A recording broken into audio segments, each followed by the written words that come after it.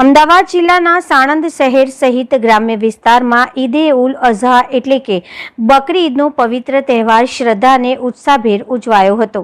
સાણંદ શહેર તેમજ ગીપપુરા, શાંતિપુરા, અંદેજ, ચેખલા, છારોડી, કલાણા સહિતના ગામોની વિવિધ મસ્જિદોમાં અને વિરોચન નગર મુકામે ઈદગાહ ખાતે મુસ્લિમ બિરાદરોએ ખૂબ મોટી સંખ્યામાં સામૂહિક ખાસ નમાજ અદા કરી હતી।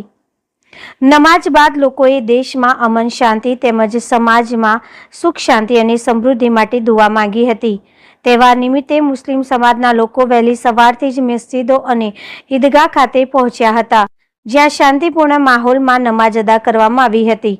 ઇસ્લામ ધર્મમાં ઈદે ઉલ અઝહાનું વિશેષ મહત્વ માનવામાં આવે છે। બકરી ઈદ બલિદાન, માનવતા અને ભાઈચારાનો સંદેશ આપતો પવિત્ર તહેવાર છે। મુસ્લિમ બિરાદરોએ એકબીજાને ઈદ મુબારકબાદી પાઠવી ભાઈચારો અને એકતાનો સંદેશ આપ્યો હતો। સમગ્ર સાણંદ શહેર અને ગ્રામ્ય વિસ્તારમાં આનંદ અને ઉત્સાહનો માહોલ જોવા મળ્યો હતો। તહેવારને ધ્યાનમાં રાખીને સુરક્ષાના ભાગરૂપે સ્થાનિક પોલીસ દ્વારા ચુસ્ત બંદોબસ્ત પણ ગોઠવવામાં આવ્યો હતો। સાણંદ શહેર અને આસપાસના ગ્રામ્ય વિસ્તારમાં શાંતિપૂર્ણ માહોલ વચ્ચે ઈદ ઉલ અઝહાની ઉજવણી કરવામાં આવી હતી। મોટી સંખ્યામાં લોકોએ નમાજ અદા કરી દેશ અને સમાજમાં સુખ શાંતિ અને સમૃદ્ધિ માટે દુઆ માંગી હતી।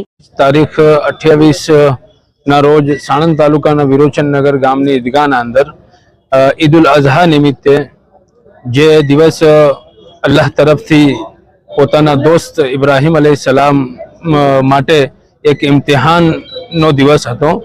જે ઇમ્તિહાનના અંદર ઇબ્રાહીમ અલૈહિસ્સલામ કામયાબ થઈ ગયા અને એ જ અદા અલ્લાહને એટલી પસંદ આવી કે આ દિવસને કયામત સુધી મુસલમાનો માટે યાદગાર બનાવી દીધો।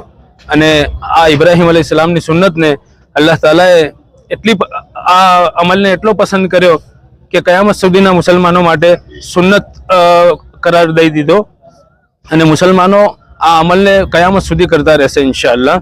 આજ વિરોચન નગર ગામની ઈદગાહના અંદર બહુ મોટી સંખ્યામાં મુસલમાનોએ જમા થઈને ઈદની નમાઝ અદા કરી અને ઈદની નમાઝના બાદ અમારા શાહી મસ્જિદના ઇમામ સાહેબે દુઆ પણ કરાઈ। એ દુઆના અંદર દેશ માટે, દેશના લોકો માટે, દેશની તરક્કી માટે અને દેશની સમૃદ્ધિ માટે, દેશના અંદર અમનો અમાન માટે ઈશ્વરથી, અલ્લાહથી દુઆ કરી અને તે પછી મુસલમાનોએ આપસી ભેદભાવ ભૂલીને એકબીજાએ હાથ મિલાવીને ગળે લાગીને આ ખુશીનો ઇઝહાર કર્યો।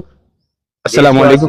શું સંદેશો આપવા માંગો છો? દેશવાસીઓને આ મંચથી, આપની ચેનલના માધ્યમથી એક મેસેજ આપવા માંગુ છું કે દેશના અંદર અમનો અમાન કાયમ રાખે, ભાઈચારો કાયમ રાખે અને જે સરકારી ગાઈડલાઈન છે એના મુતાબિક આપણે આપણી ઈદનો તહેવાર મનાવીએ। કેમ કે સરકારી ગાઈડલાઈનના મુતાબિક જે પણ આપણને જે જાનવરોની કુરબાની કરવાનું પરમિશન છે એની જ કુરબાની કરે અને જે અમીરુલ હિન્દ, આખા હિન્દુસ્તાનના અમીર અને જમિયત ઉલમાએ હિન્દના અધ્યક્ષ મૌલાના અરશદ મદની સાહેબનો જે પેગામ છે, શરૂઆત કરી છે, એ શરૂઆત ઉપર અમલ કરે।